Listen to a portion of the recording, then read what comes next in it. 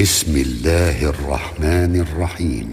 تبارك الذي بيده الملك وهو على كل شيء قدير، الذي خلق الموت والحياة ليبلوكم أيكم أحسن عملا وهو العزيز الغفور، الذي خلق 7 سماوات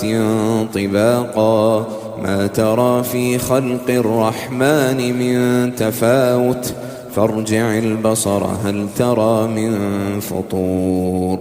ثم ارجع البصر كرتين ينقلب إليك البصر خاسئا وهو حسير، ولقد زينا السماء الدنيا بمصابيح وجعلناها رجوما للشياطين وأعتدنا لهم عذاب السعير، وللذين كفروا بربهم عذاب جهنم وبئس المصير،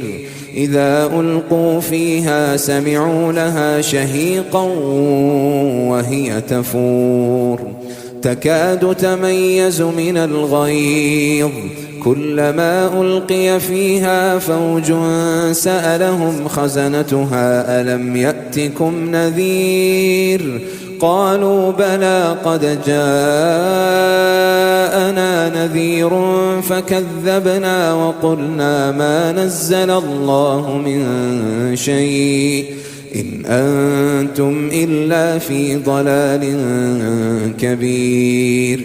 وقالوا لو كنا نسمع أو نعقل ما كنا في أصحاب السعير، فاعترفوا بذنبهم فسحقا لأصحاب السعير. إن الذين يخشون ربهم بالغيب لهم مغفرة وأجر كبير، وأسروا قولكم أو اجهروا به إنه عليم بذات الصدور، ألا يعلم من خلق وهو اللطيف الخبير، هو الذي جعل لكم الأرض ذلولا فامشوا في مناكبها وكلوا من رزقه وإليه النشور، أأمنتم من في السماء أن يخسف بكم الأرض فإذا هي تمور، أم أمنتم من في السماء أن يرسل عليكم حاصبا فستعلمون كيف نذير، ولقد كذب الذين من قبلهم فكيف كان نكير، أولم يروا إلى الطير فوقهم صافات ويقبضن ما يمسكهن إلا الرحمن إنه بكل شيء بصير، أمن هذا الذي هو جند لكم ينصركم من دون الرحمن إن الكافرون إلا في غرور، أمن هذا الذي يرزقكم إن أمسك رزقه بل لجوا في عتو ونفور، أفمن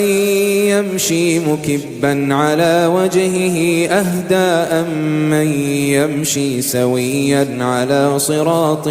مستقيم، قل هو الذي أنشأكم وجعل لكم السمع والأبصار والأفئدة قليلا ما تشكرون، قل هو الذي ذرأكم في الأرض وإليه تحشرون، ويقولون متى هذا الوعد إن كنتم صادقين، قل إنما العلم عند الله وإنما أنا نذير مبين، فلما رأوه زلفة سيئت وجوه الذين كفروا وقيل هذا الذي كنتم به تدعون قل أرأيتم إن أهلكني الله ومن معي أو رحمنا فمن يجير الكافرين من عذاب أليم قل هو الرحمن آمنا به وعليه توكلنا فستعلمون من هو في ضلال مبين قل أرأيتم إن أصبح ماؤكم غورا فمن يأتيكم بماء معين